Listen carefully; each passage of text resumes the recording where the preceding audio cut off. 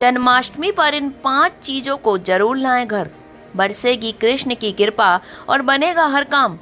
हर साल की तरह इस बार भी कृष्ण जन्माष्टमी का पर्व श्रद्धा और उल्लास से मनाया जाएगा। मंदिरों में भजन कीर्तन की गूंज होगी और घर घर में लड्डू गोपाल के लिए झूले सजेंगे। लेकिन क्या सिर्फ पूजा ही काफी है? दरअसल जन्माष्टमी से पहले कुछ खास चीजें घर लाने की परंपरा भी मानी जाती है, जिससे भगवान श्री कृष्ण की विशेष कृपा बरसती है।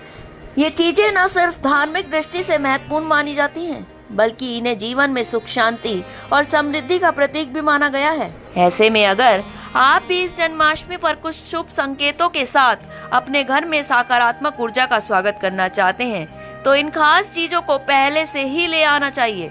आइए जानते हैं क्या है वे चीजें जो जन्माष्टमी से पहले घर लाना शुभ माना गया है। लड्डू गोपाल की मूर्ति। अगर आपके घर में भी अभी तक लड्डू गोपाल की मूर्ति नहीं है, तो जन्माष्टमी पर इसकी स्थापना का सबसे शुभ अवसर है।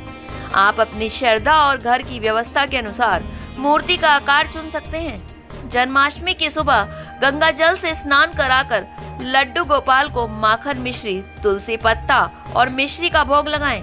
इसके बाद उन्हें सुंदर झूले में बैठाएं और घंटियों की मधुर ध्वनि के बीच आरती करें। ऐसा करने से घर में सकारात्मक ऊर्जा बनी रहती है। भगवान कृष्ण की बांसुरी। श्री कृष्ण की पहचान उनकी मधुर बांसुरी से जुड़ी है।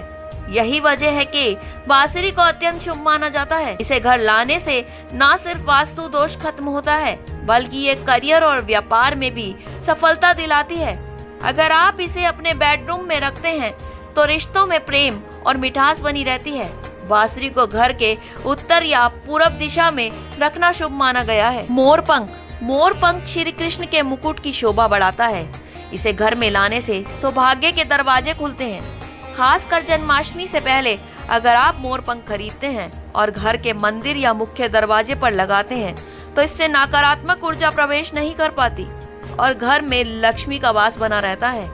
कहते हैं कि मोर पंख जहाँ होता है, वहाँ दरिद्रता नहीं ठहरती। कामधेनु की मूर्ति। ये मूर्ति सौभाग्य का प्रतीक मानी जाती है। घर में सुख, शांति, लक्ष्मी और संतुलन बनाए रखती है।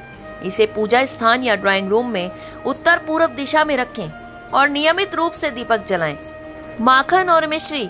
भगवान श्री कृष्ण का बिना माखन और मिश्री का जिक्र अधूरा है। ये उनका सबसे प्रिय भोग है। जन्माष्टमी से पहले ही शुद्ध माखन और मिश्री खरीद कर रख लें। इसे लड्डू गोपाल को भोग लगाएं और फिर प्रसाद के रूप में पूरे परिवार को बांटें।